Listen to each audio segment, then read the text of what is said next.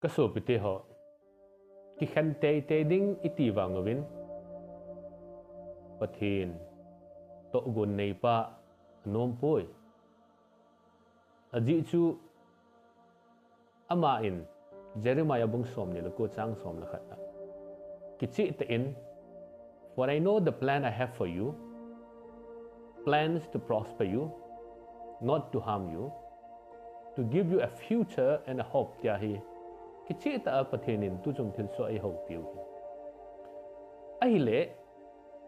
si pathen plan chu tu chung thil so ko na hi ki khan thei lo hi chin nam mi te ho hi ki pun khom da ding kal son khom da ding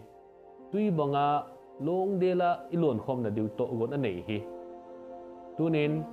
pathen plan na sa mon i ko yuven pathena ki ngai lovin atumin ikal sungovin pathen plan gel kho lovin atumin peace agreement i bo lovin mel ma hoto ikizam lovin ikho uvin ka bit ding ham ka hoi ding ham iti he wangin plan nei pa anom poi aji chu pathenin to gon nei hin hi chi to gon don a kal sungin pathenin ei gelun he ji chun mel ma ho akon nong ibit di povin e hoi di povin I ta iso pi ho lung sit na behile i thapi iso pi nu ke bol ho na put na lo pizza se tu nya he nang khuchi ke khuchi ti jing na mi hem hin khui sat ngai na lai ham ki bung khan na pai sa na dinga chu ini zat ke hal di nga na lai ham ki lung khat na dinga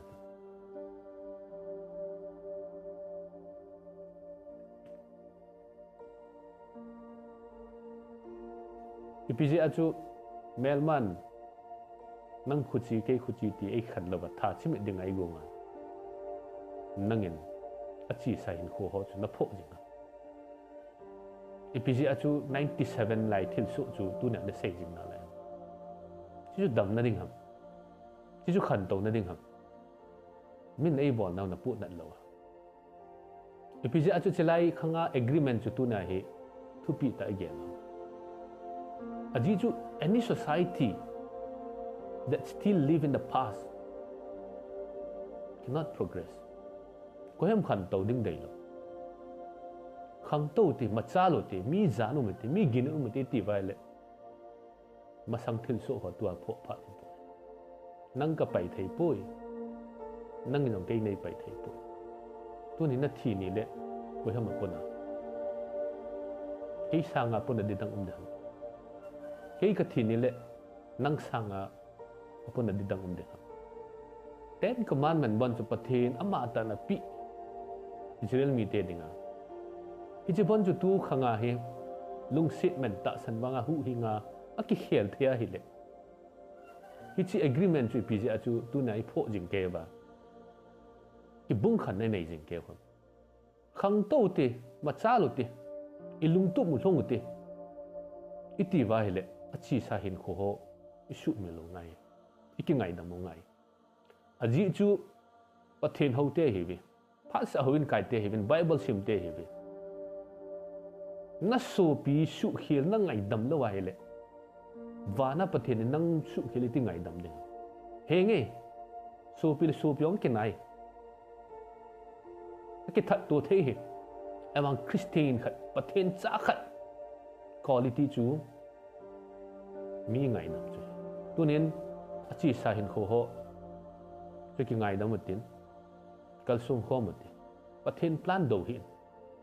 pathen plan na do wa hele pathenin na mo ve lo ding tu nen ki bung khan na lung thim ki mu da na lung chang tu na I pai lo wa li ti le pai do kal son khom pha he ki lung tu ta hin khomon khom pha ki ngai lut pha ne ki chu pathen cha te hi nai na so pi na nau nu na thi san mina kiu changa ka ya lung sit na be hi la bola su sike na so pi na sangam min lung sip na behela ta sa kichip na ne tu na khuchi ke chi nang ke na he ti chu sei na lai de jin pathenin ap ma plan hi na dawa le amit chang tong kha tham kha ala koi ne ya pathen mit chang khoi ding na ki go agei ma sangin ilung khelo tin ilung tu tan kel song ho mote ti chu pathen cha te hi na jong hin chu ti la pathen to gon joins bol ngai keep away divisive mentality, the feeling of hatred, and embrace oneness. Ti chu pathen lung dai pathenin ei puyo hen lang ilung chang wei khel pi hen lang ilung pudu ei khel pi hen lang so pi hina ki ngai lu na kilung khat na chu ei pui jing ta